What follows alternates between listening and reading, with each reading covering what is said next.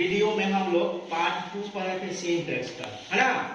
आज हम लोग पढ़ेंगे पार्ट 3। इसमें भी सिंटैक्स का अगला नियम हम लोग पढ़ेंगे। अब इसमें पढ़ेंगे जैसे ऑब्जेक्टिव सेंटेंस में सिंगुलर सब्जेक्ट के साथ प्लूरल वर्ब का प्रयोग किया जाता है।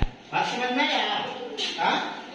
जैसे गॉड सेव द किंग, यहाँ गॉड सिंगुलर है लेकिन वर्ब यहाँ प्लूरल लगा हुआ है। उसी प्रकार गॉड ब्लेस यू, यहाँ गॉड सिंगुलर है लेकिन ब्लेस प्लूरल वर्ब का प्रयोग किया गया है। इस तरह इंपरेटिव सेंटेंस में हम लोग सिंगुलर सब्जेक्ट के साथ प्लूरल वर्ब का प्रयोग करते हैं।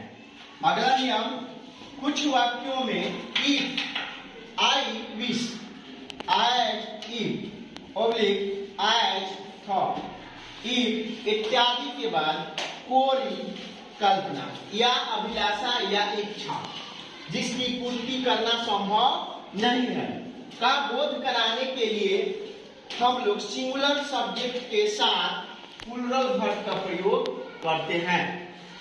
समझ गए? जैसे example, I wish I were a king, मेरी इच्छा है कि मैं एक राजा हूं, या यदि मैं एक राजा होता। ये क्या है? कल्पना है, संभव नहीं है लेकिन कल्पना किया जा रहा है। दूसरा वाक्य में देखिए, if I were a bird I would fly to you, यदि मैं एक चिड़िया होता तो उड़कर तुम्हारे पास आता।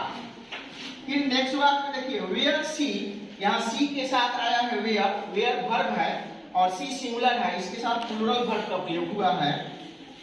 Where she a bird she would fly to me, यदि वह एक चिड़िया होती तो उड़कर मेरे पास आती। एक कल्पना किया जाता है, यह संभव नहीं है, थोड़ी कल्पना है, इच्छा है, अभिलाषा है, लेकिन यह संभव नहीं है। तो ऐसे वाक्य के साथ आप सब्जेक्ट, ऐसे वाक्य में सब्जेक्ट के साथ आप सिंगुलर सब्जेक्ट के साथ प्लूरल वर्ब का प्रयोग कीजिएगा।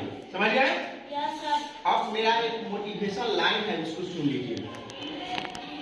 समय बर्बाद मत कीजिए, समय बर्बाद मत कीजिए, क्योंकि समय आपको दोबारा समय नहीं देगा।